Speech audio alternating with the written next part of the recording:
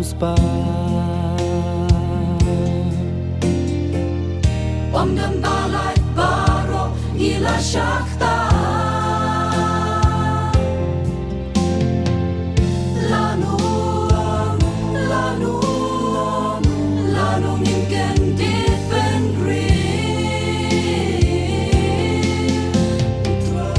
Putra yangi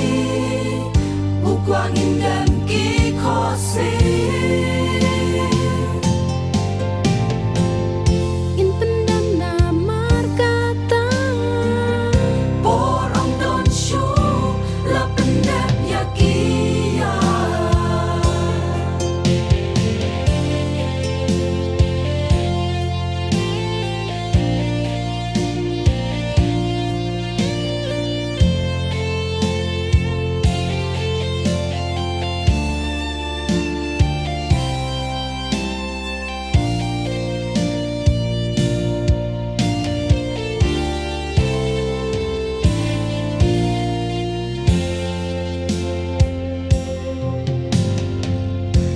Jing kerdu jing suka om lan shu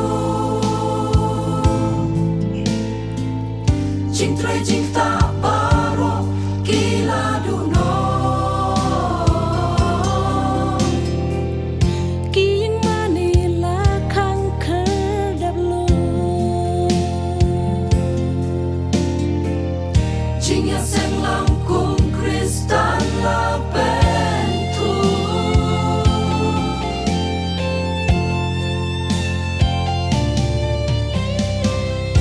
Kini baro kilong tanggi jing stan Kijing jenjar babun kidang syakra Tutip pangiim hakaya kajing ai Ngirong sep